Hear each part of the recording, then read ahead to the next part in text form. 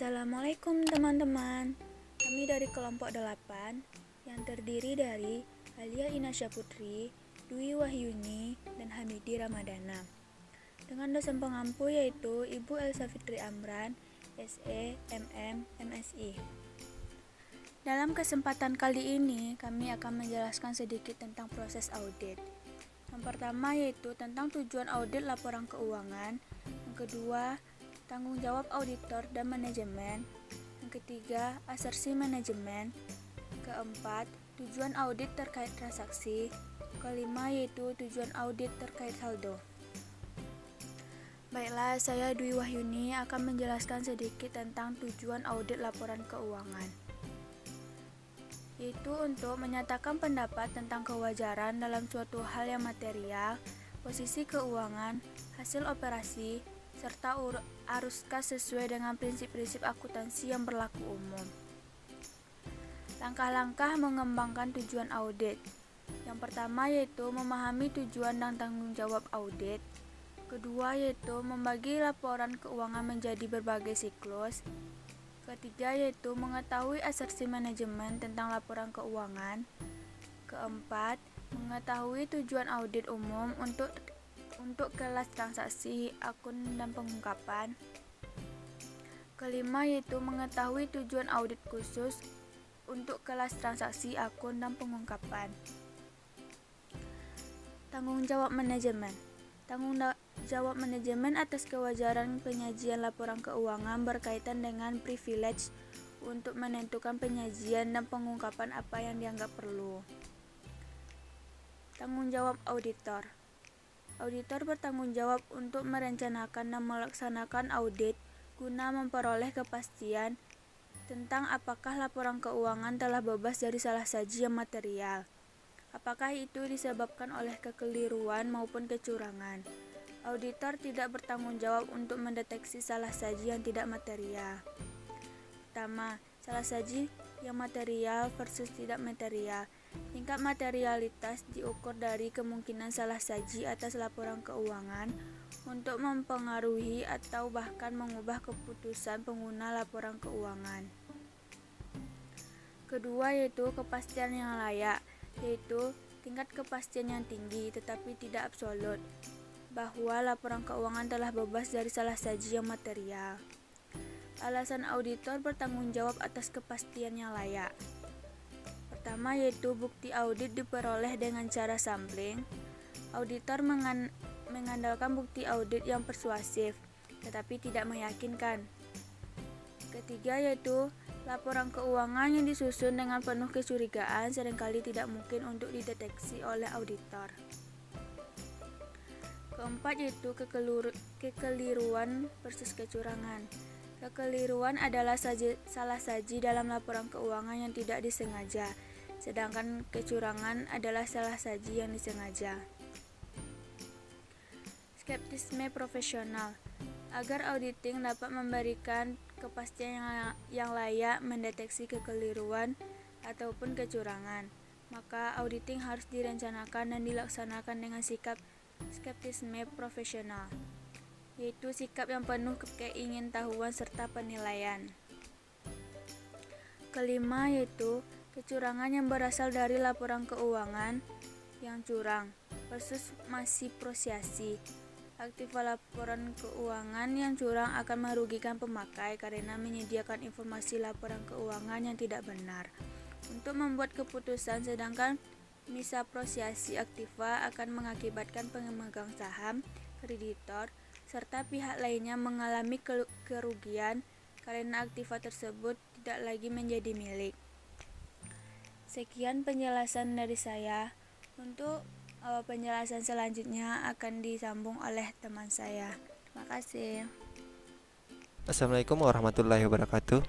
Baiklah, saya Hamidi Ramadana, NIM 1830403038, akan melanjutkan materi ketiga yaitu asersi manajemen. Asersi manajemen.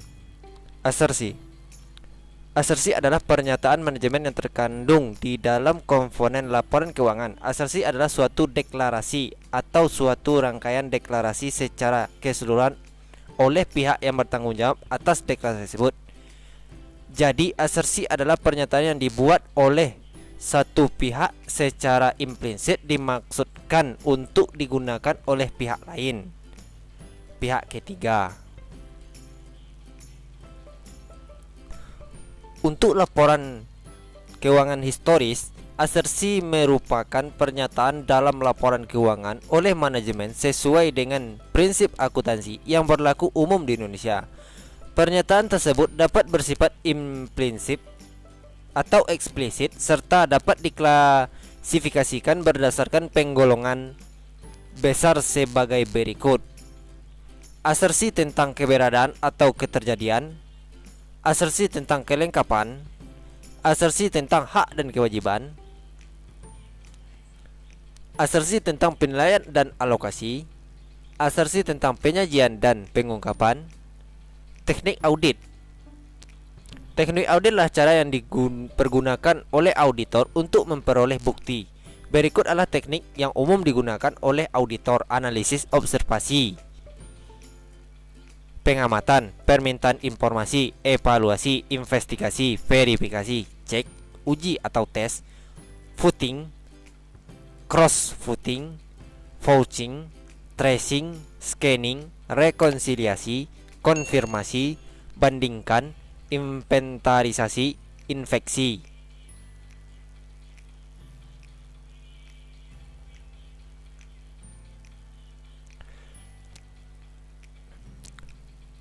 Teknik-teknik audit yang dapat digunakan dalam pengujian fisik adalah observasi atau pengamatan, peninjauan dan pengamatan atas suatu objek secara hati-hati, ilmiah dan berkesinambungan selama kurun waktu tertentu untuk membuktikan suatu keadaan atau masalah.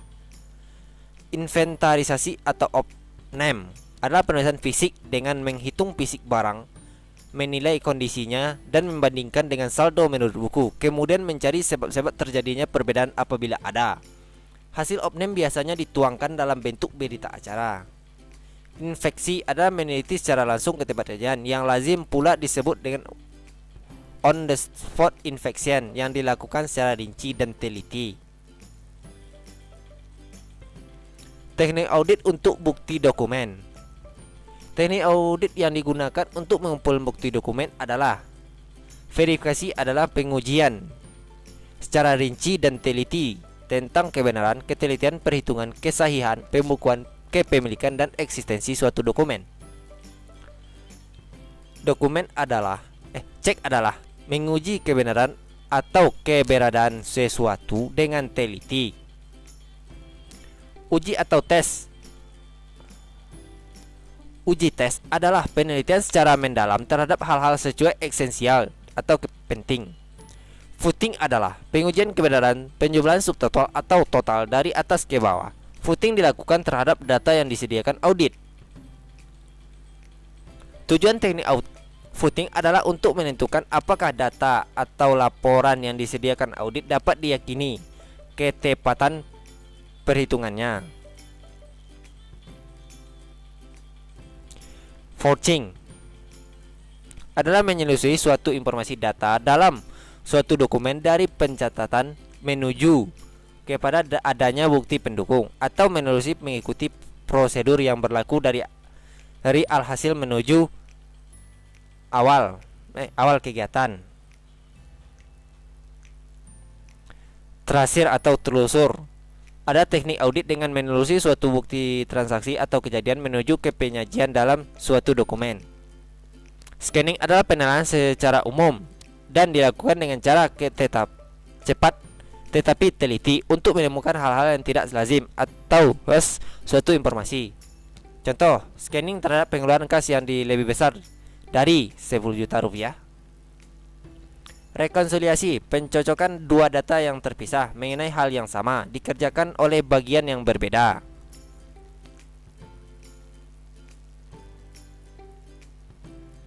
Teknik audit untuk bukti analisis. Teknik audit yang dapat digunakan untuk mengumpulkan bukti analisis adalah analisis atau memecahkan data informasi ke dalam unsur-unsur yang lebih kecil atau bagian, sehingga dapat diketahui pola hubungan antara unsur atau unsur penting tersembunyi. Analisis Ini terdapat beberapa di antaranya. Analisis rasio biasanya dilakukan atas laporan keuangan. Analisis statistik berfungsi untuk menghitung statistik, melihat rata-rata korelasi, kecenderungan maupun kesimpulan lainnya.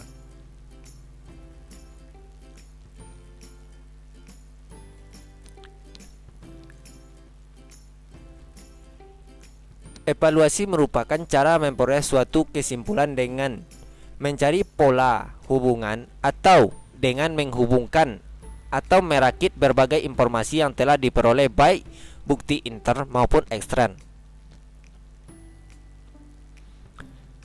Investigasi adalah suatu upaya untuk mengupas secara intensif suatu permasalahan melalui penjabaran, penguraian, atau penelitian secara mendalam.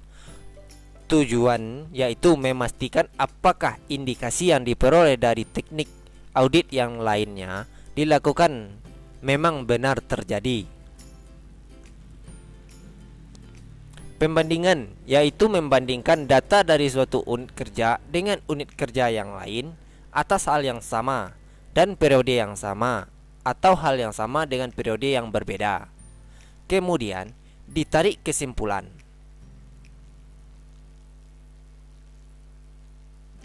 Teknik audit untuk bukti keterangan.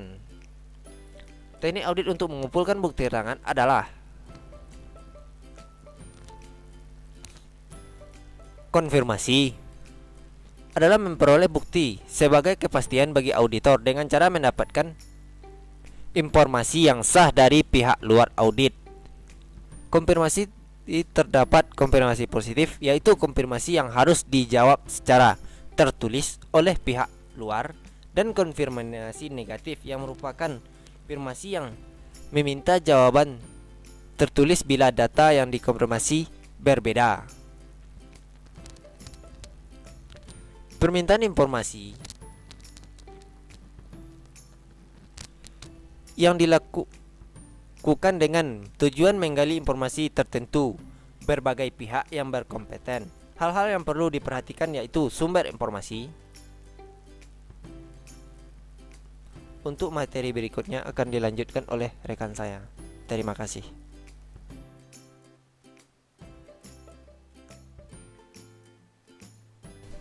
Baiklah, saya Alia Inasya Putri, BP 1830403003. Selanjutnya saya akan menjelaskan tentang tujuan audit terkait transaksi.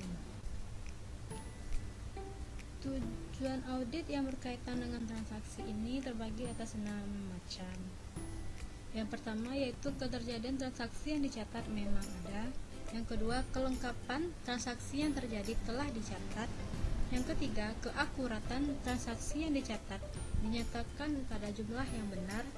Yang keempat, posting dan pengiktisaran transaksi yang dicatat dimasukkan ke dalam file induk dan diiktisarkan dengan benar.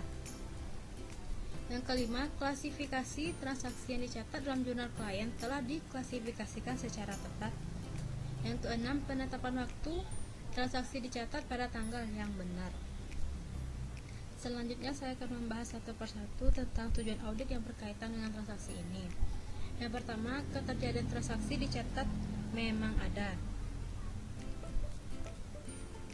Tujuan ini berkenaan dengan apakah transaksi yang tercatat memang benar-benar terjadi.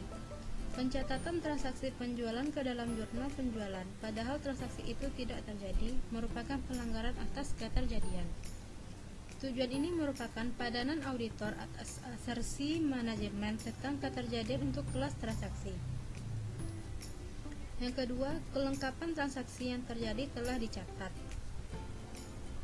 Tujuan ini berkaitan dengan apakah semua transaksi yang harus dimasukkan dalam jurnal benar-benar telah dicatatkan. Kelalaian untuk memasukkan transaksi penjualan ke dalam jurnal penjualan dan buku besar ketika penjualan itu terjadi melanggar tujuan kelengkapan. Tujuan ini merupakan padanan bagi asersi manajemen tentang kelengkapan untuk kelas transaksi. Tujuan keterjadian dan kelengkapan menekankan kepentingan audit yang berlawanan. Keterjadian bersangkutan dengan kemungkinan lebih saji, sementara kelengkapan bersangkutan dengan kemungkinan transaksi tidak tercatat atau kurang saji. Yang ketiga, keakuratan. Transaksi yang dicatat dinyatakan pada jumlah yang benar. Tujuan ini membahas keakuratan informasi tentang transaksi akuntansi dan merupakan salah satu bagian dari asersi keakuratan untuk kelas transaksi. Untuk transaksi penjualan, tujuan ini dilanggar jika jumlah barang yang dikirimkan ternyata berbeda dengan jumlah yang tercantum dalam faktur penagihan. Terjadi kesalahan penjumlahan atau perkalian dalam faktur penagihan atau jumlah yang salah dimasukkan dalam jurnal penjualan.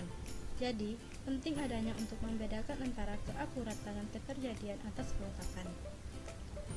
Yang keempat, posting dan pengiktisaran.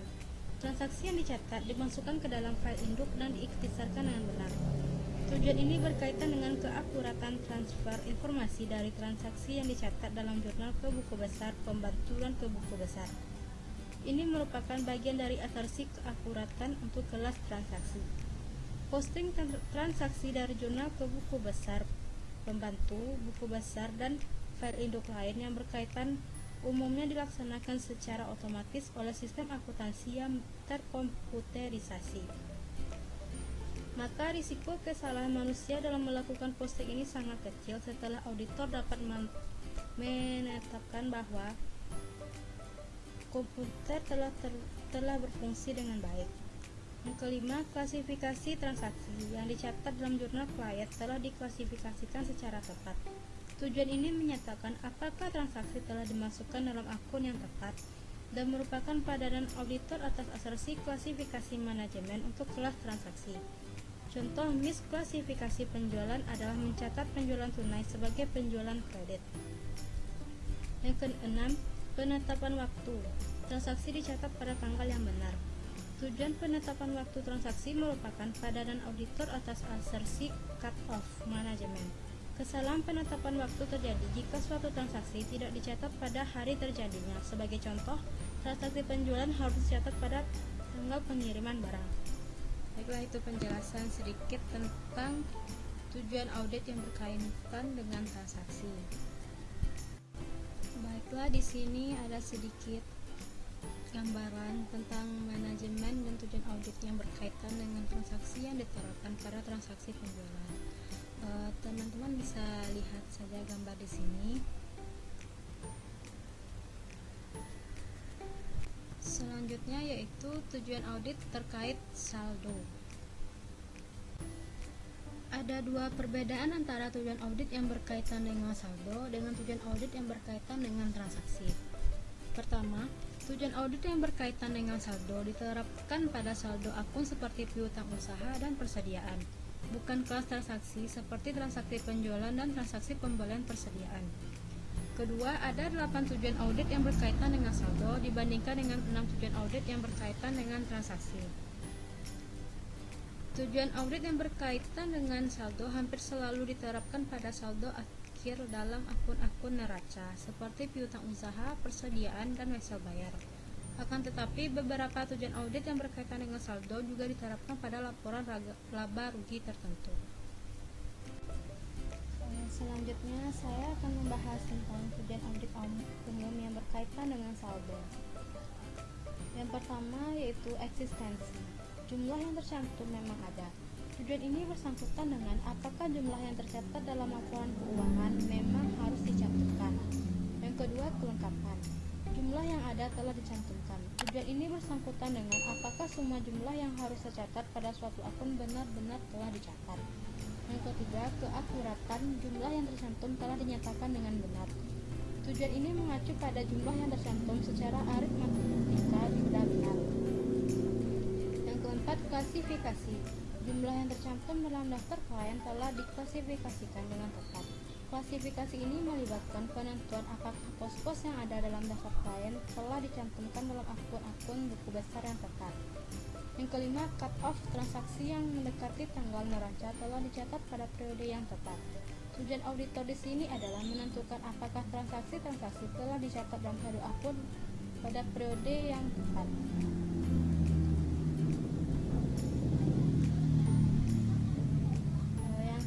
Hubungan yang rinci atau detail tie-in.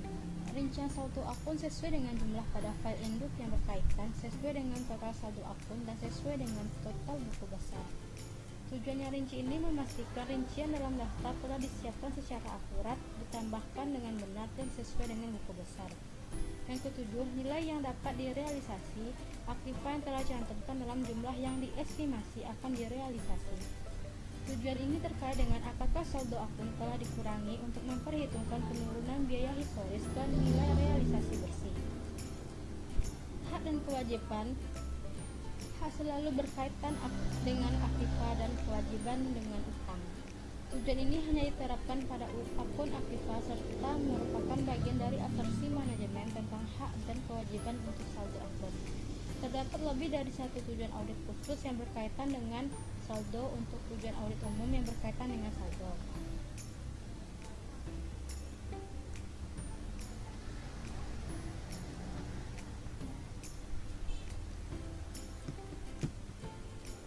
Selanjutnya di sini juga ada gambaran tentang tujuan audit yang berkaitan dengan saldo yang diterapkan pada persediaan. Dan juga teman-teman juga bisa lihat langsung dari gambar ini. Sekian hasil presentasi dari kelompok 8.